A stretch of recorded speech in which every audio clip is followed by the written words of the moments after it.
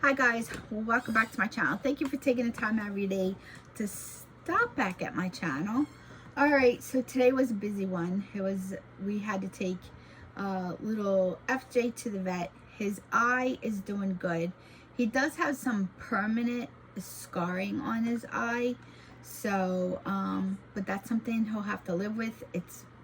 He knows no different now. Like his eye, the way he sees is the way he's used to seeing, because he's been seeing like this forever. So the vet said it shouldn't bother him at all. The eye looks really good.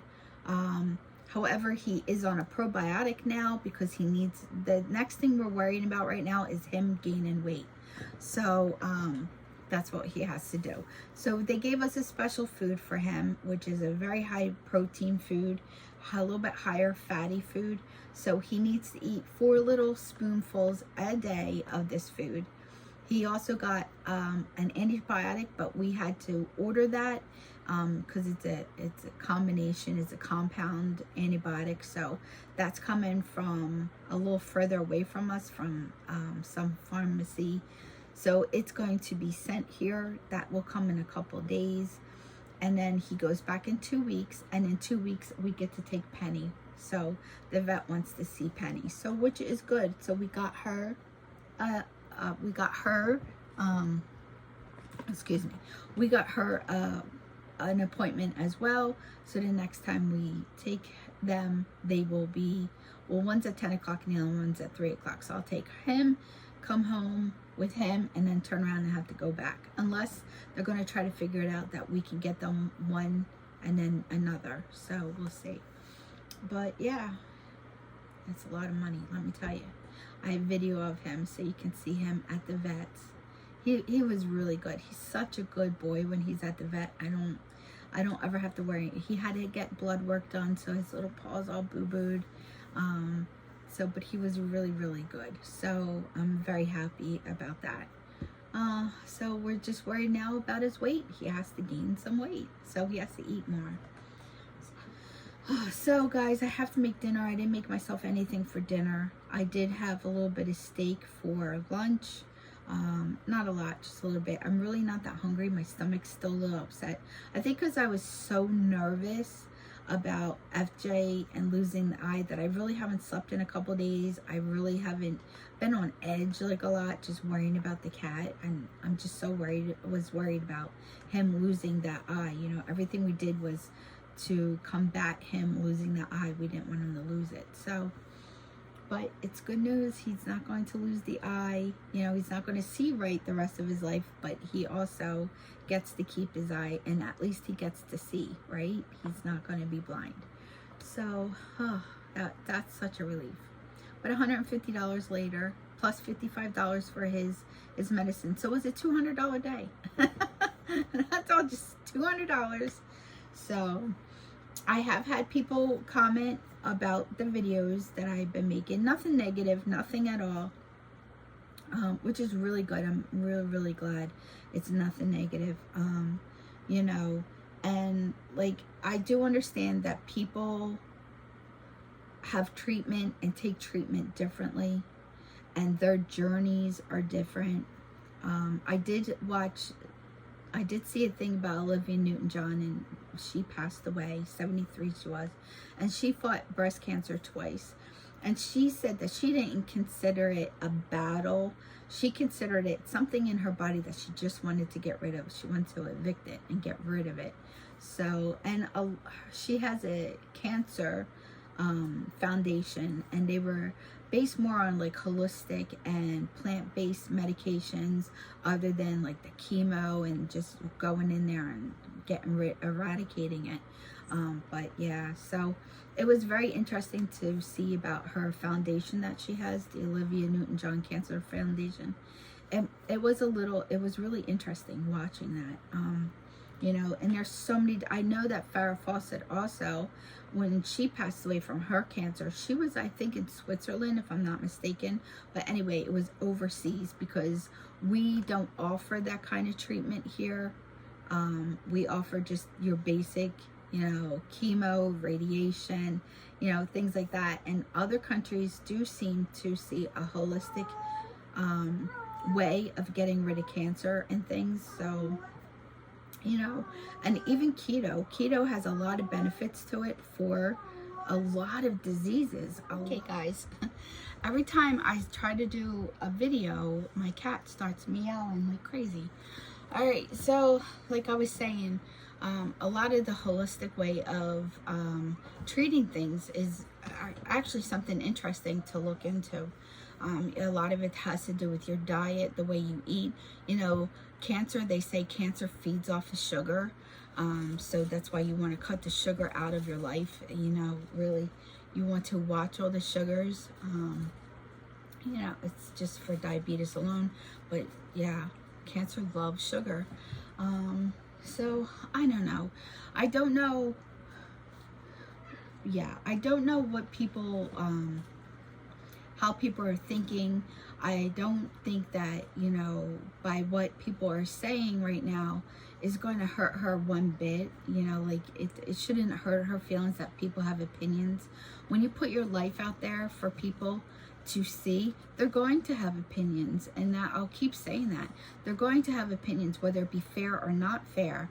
They're still going to have opinions because you put your life out there. You're asking people to come along with you on this journey that you're having, but yet when you cancel appointments, you're not exactly on any type of journey. You're just talking. You're talking about food, and you're showing the food that you're buying, which is not the healthiest. I mean, applesauce is not healthy. That's not healthy for somebody that has diabetes. I mean, unless you're making it yourself and you're not putting any sugar into it.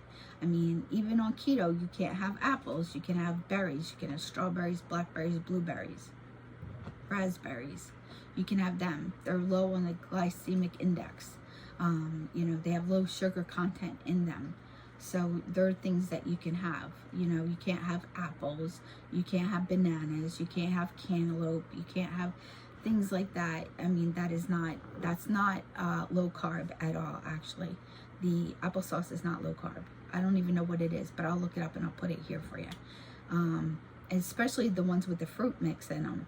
I mean, I understand the pain of the mouth and stuff, but you can make, this sounds weird, but you can make a chocolate pudding out of hard-boiled eggs and coconut milk, and it be 0 dairy in it, non-dairy, and high protein, and it still be satisfying and sweet. I make it all the time. I can show you guys how I make it, and it's 100% keto. It comes from Marie Emmerich, and we all know that she is the keto queen. She has so many recipes. If Halle Berry is following her and is real good friends with Marie Emmerich, and she has a lot of her food, how do you think her body looks amazing? Halle Berry's body looks amazing. So, you know, you know, like I only wish I could give 1/10 of my energy to look the way she does, you know, like really, it's like crazy. So I know, did you see that? He was jealous because you're sitting on my lap. So I don't know, and I don't want to keep beating a dead drum here, because that's all it is. For one, I was talking to somebody that's a nurse, right? And you know, we were saying an oncologist is who diagnosed you with cancer, not a radiologist. I have lymph nodes through my whole body, from my neck all the way down my body. So when I went to have my mammogram, this is going to be TMI for people. When I went to have my mammogram done, because I have them all over, the radiologist was like, oh my gosh. And she went to go get this supervising radiologist. So that's how I knew I had to get some of them taken out, because they saw where the spots were. They're just to detect it, early detection. That's what they are. They don't diagnose you. A radiologist does not diagnose anything. They're there to read the reports. They send those reports off to your primary and to your oncologist. That's what they do. They're just there to look at the reports. If they see something that they speculate, they will then tell your oncologist. Your oncologist will then do exploratory. They will do biopsies, and then they will biopsy that lump, and then that will determine whether or not you have the cancer. It's not the radiologist. The radiologist is just there to perform a service, to see. Broken bones and things, yeah, they can see it. But does the radiologist come into the ER and say, oh, we're going to set this now? No, another doctor does that. The radiologist has his part. And then that goes on to your doctor, and the doctor has his part. They're all a team. It's just like the blood work. When you have your blood work done, the person that comes in to do your blood work is not going to tell you what you have or do not have. You get diagnosed by a doctor, you know, either your primary doctor or whatever specialist you're going to. A radiologist, the blood work specialist doesn't tell you what you have. It's, to me, it's just a bizarre thing that keeps getting pushed out there. Like, oh, see, she's not lying because the radiologist, no, the radiologist said, yeah, you have some lumps in there. Like, you know, we see something on the report, and we're going to pass that over to your oncologist, and then your oncologist will take care of the rest of it. I mean, we all know that, right? We all do know that, you know. So I don't know why these diehard people are like, oh, you know, oh, you're making up stories. You're making up stories. You're lying about these other people that doing videos. And they are just saying, look, this doesn't add up here. These are not the facts. The facts are. And then if you watch their videos, which I no longer watch their videos. I don't watch either one, the husband and wife. I don't watch their videos. But when I was watching it, one would say one thing and another would say another thing. So their stories weren't lining up, you know. You know, I know that if I get tested, like Stefano knows all my medical stuff. He could tell you back and forth and back about all my medical stuff because we're a team. He comes to my appointments with me. He sits in there. He'll actually ask the doctors questions. So, you know, we are a team when it comes to health care. Both of us are there for each other.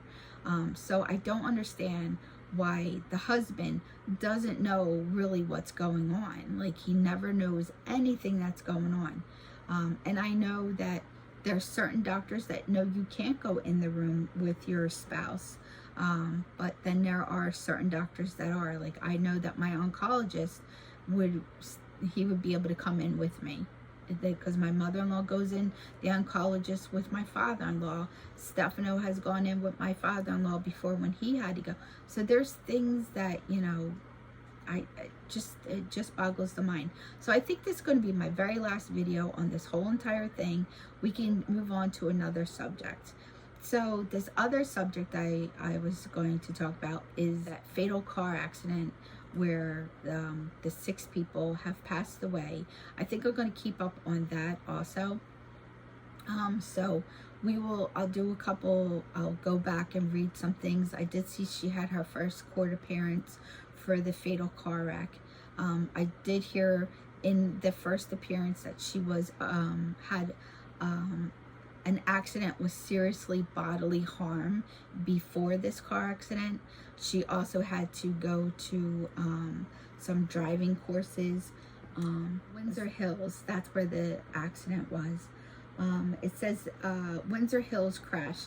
Nurse Nicole Linton faces 6 counts of the DA. So, and then it also does say that it says nurse in deadly Windsor Hills crash released from hospital being held on $9 million bail. It says Texas nurse charged with 6 counts in a fiery LA crash that involved 13 prior wrecks. Oh, she was involved in 13 prior wrecks, and that's from, I guess, Fox News, if you can see that. So they're just like, I'm not reading a story. It's just, and that's it. That is it. That car accident, it just was, I don't know if you see, and the way she looks here, that's the way she looks there. And then, but when you see her here, she doesn't look like the same person. She looks so totally different. And again, her name was Nicole Linton. and I believe she was, she's in her 30s. First I heard she was 47, then I heard she was 41, but now I think they're saying that she's in her 30s. And she had prior car accidents before, one that involved great bodily harm, which I think that was towards the other person that was in the accident. And then she also had to take some driving courses. They said that she was going upwards to 100 miles an hour. And then a few days later, I guess that actress Anne Heche, she was driving like 80 miles an hour in a residential area, hit somehow. First, she was in an accident before, and her accident was she hit a garage or something. The owner of the house or the garage came out and tried to stop her, but she sped away. And then a little while later, she was still speeding, and she lost control and went straight through a house. I mean, the house had a structure fire from her car.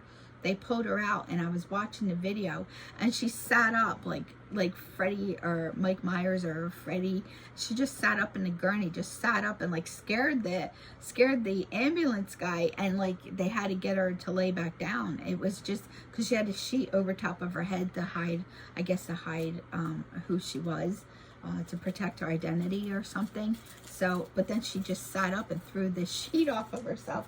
It was really scary, but luckily she was the only one injured in that, and I did hear that she slipped into a coma and is now in critical condition. So, but I hope everything works out, and for her, I hope, that's a terrible thing. It really is. But I just wonder what's going on through everybody's mind, that a car is a weapon. It could be used as a weapon. We've seen people ram into parades before, so that can be used as a weapon. So I mean, to be doing 80 miles 100 miles an hour on a residential road or even a busy street, like that is like, even people on the highway up here, it's 70 miles an hour on the highway, on some stretches of the highway, but you still, people do 80 90 miles an hour going by you like you're sitting still.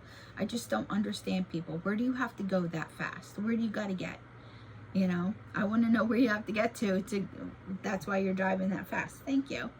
That's why you're driving that fast. It just doesn't make sense to me. It doesn't make sense. People have lost their ever-loving minds right now. So nobody considers the outcome or what could possibly happen to not just you, but the other people around you.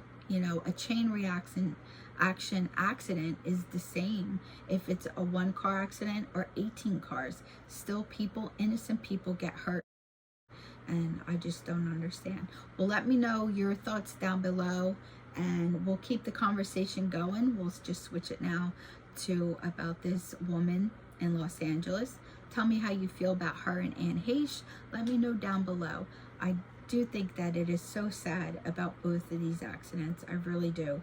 And the loss of life was unnecessary. It really was unnecessary. So, do you believe that she should be charged with of all those innocent people?